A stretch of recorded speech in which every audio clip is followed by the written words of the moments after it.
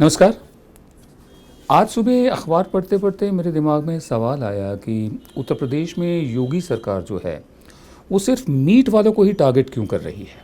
Chicken को नहीं कर रही, अंडे वालों को नहीं कर रही, मीट वालों को टारगेट कर रही है, मीट बेचने वालों को। और जहाँ जहाँ ये एबिटॉयर्स हैं ये कह कर कि उनके पास लाइसेंस नहीं है, तो बिना लाइसेंस के जो एबिटॉयर्स चलते हैं, स्लॉटर हाउसेस चलते हैं, उनको टारगेट किया जा रहा है।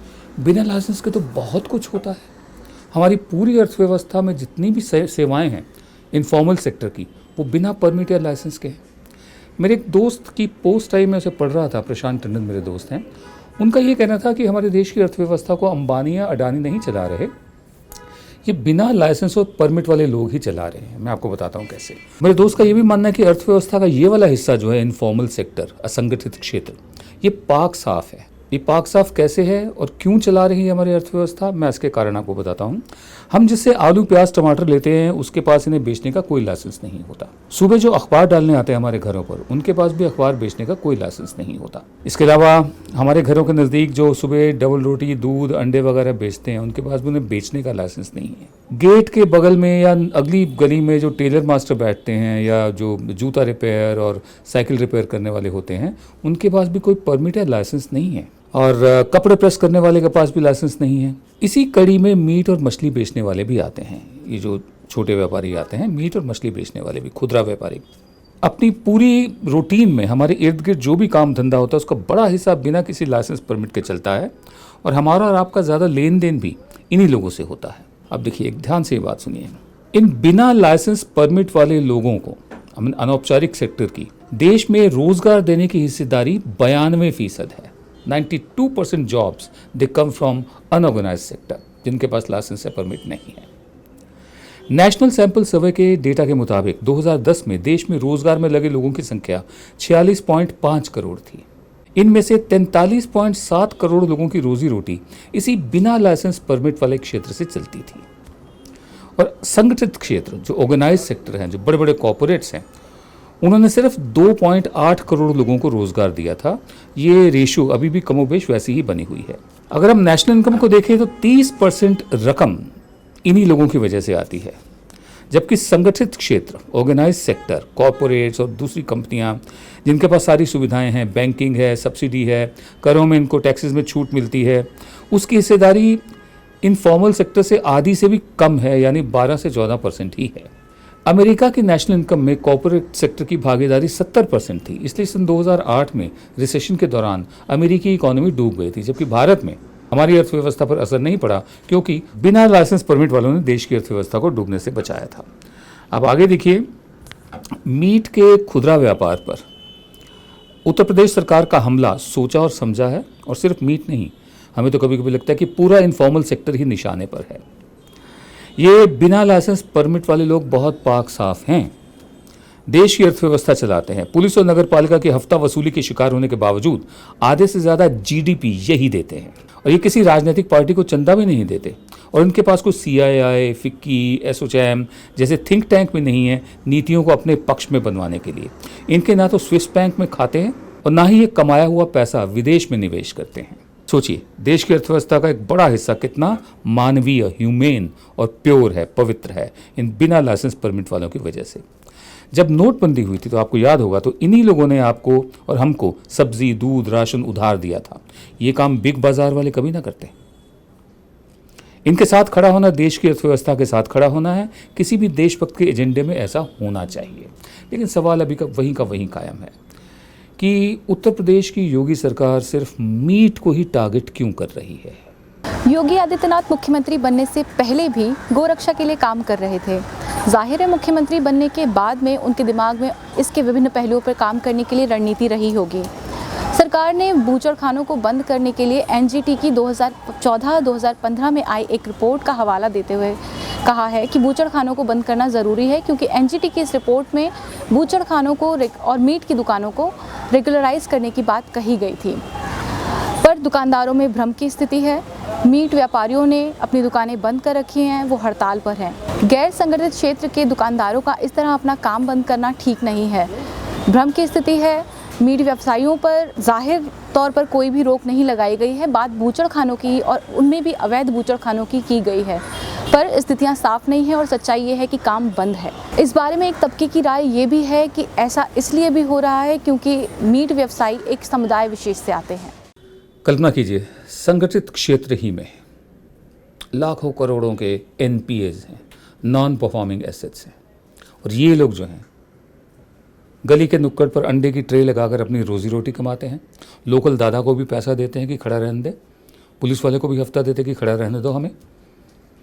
इन लोगों की वजह से ही सारी हमारी अर्थव्यवस्था बची हुई है और अब निशाने पर यही लोग आ रहे हैं।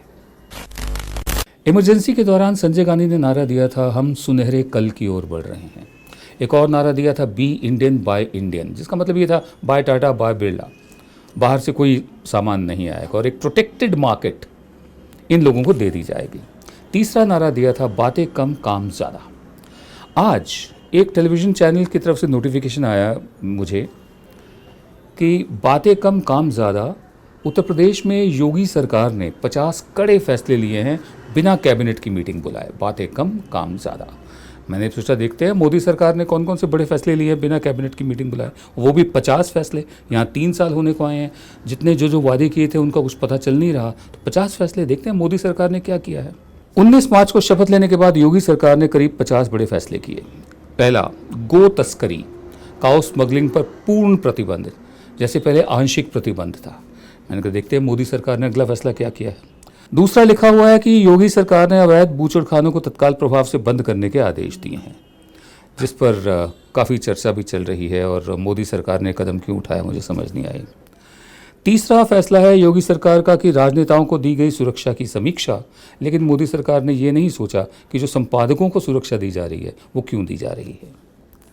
चौथा, अधिकारी मंत्री अपनी संपत्ति और खातों की जानकारी 15 दिन में दें। कर्मचारी, अधिकारी और मंत्री समय से अपने विभाग में पहुंचे। अधिकारी अपनी योजनाओं को बीजेपी के घोषणा पत्र के अनुरूप करें। नवरात्रि और रामनवमी के उपलक्ष्य में 24 घंटे बिजली दी जाए।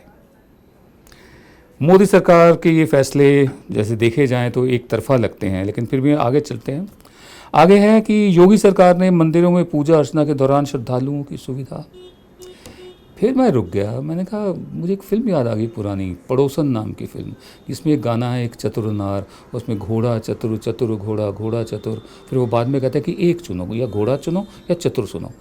मैं रुक गया, मैं मोदी और योगी, योगी मोदी, मोदी योगी करता जा रहा हूँ, मुझे तो एक चुनना है। तो योगी सरकार का नाम जब आता है मुझे तब समझ में आया, योगी सरकार का नाम जब समझ में सामने आता है तो फिर समझ में आता है कि एक इतना बड़ा स्मोक स्क्रीन भी क्रिएट किया गया है कि मोदी सरकार के निकम्मेपन से ध्यान हटाकर योगी सरकार की तरफ जाए। क्योंकि जो जो फैसले अभी तक मोदी सरकार ने लिए हैं उनके नतीजे हमारे सामने नहीं आए हैं। जैसे नोटबंदी का फैसला, सरकार को खुद नहीं मालूम कि क्या हासिल हुआ है। हमें उम्मीद है कि जिस दिन उन्हें मालूम हो जाएगा नोटबंदी से हासिल क्या हुआ है, हमें वो बताएंगे।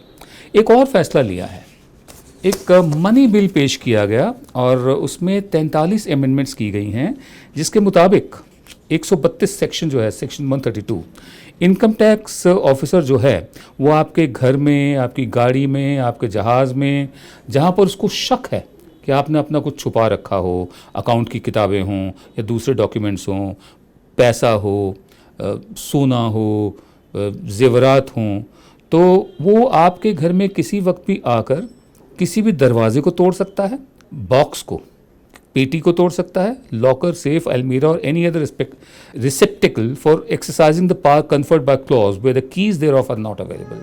जहाँ चाबियाँ नहीं हैं वो सबको तोड़ के आपकी तलाशी ले सकता है। और इतना ही काफ़ी है कि उसको शक है कि आपने कुछ जमा कर रखा है गैर कानूनी। किसी भी इमारत में, किसी भी जगह पर, किसी भी जहाज़ में भी जाते वक्त या किसी, चाहे वो पानी का हो चाहे वो हवाई जहाज़ हो, घुसते वक्त आपको रोका जा सकता है, आपकी तलाशी ली जा सकती है। और आधार कार्ड को एकदम मैंडेटरी बना दिया गया पैन कार्ड हासिल करने के लिए। ये एक तरफा फैसले जिस तरह से लिए गए हैं कि ना लोकसभा को समय दिया गया कि इन पूरे अमेंडमेंट्स को पढ़ें, और ना ही राज्यसभा में पेश करने की ज़रूरत है, क्योंकि ये मनी बिल है, इसको राज्यसभा में पास कराने की ज़रूरत नहीं होती। इसके अलावा जो पॉलिटिकल पार्टीज़ हैं उनको जो चंदा है, अब एकदम दिया जा सकता है, जितना चाहो दिया जा सकता है। पहले ये होता था कि कॉर्पोरेट्स का 7.5% टैक्स जो होता है उससे ज़्यादा चंदा नहीं दिया जा सकता। अब बॉन्ड्स भी हैं और चंदा भी दिया जा सकता है और आपका नाम भी सामने नहीं आएगा। ठीक है, डिजिटल ट्रांजैक्शन होगी, उसमें लिखा होगा ज़रूर, लेकिन किसको दिया है और किसने दिया है, एनोनिमिटी बनी रहेगी। एक ये भी अनोखा फैसला है। ऐसा क्यों किया गया है, स्टीम रोल क्यों किया गया है? भर्तृहरि मेहताब हैं लोकसभा के मेंबर और वित्त मंत्री अरुण जेटली, उनके बीच की बातचीत तो इस तरह से हुई, you are forcing the citizen Aadhaar card के इशू पर, और जेटली साहब का कहना था येस वी आर। ये हाई हैंडेडनेस क्यों हो रही है? जवाब तो बहुत आसान है। चुनाव से पहले जब बजट पेश किया गया तो मोहतरम अरुण जेटली साहब ने ये बताने की कोशिश की कि हम ब्लैक मनी का असर पॉलिटिकल फंडिंग पे भी कम करने के लिए कोशिश कर रहे हैं, और उन्होंने 2-3 वहाँ पे अनाउंसमेंट्स की। अब चुनाव ख़त्म हो गए, बीजेपी जीत चुकी है, ख़ास तौर पर उत्तर प्रदेश में। तो असलियत जो है, या एक तरह से बीजेपी के जो इरादे हैं वो साफ नज़र आ रहे हैं।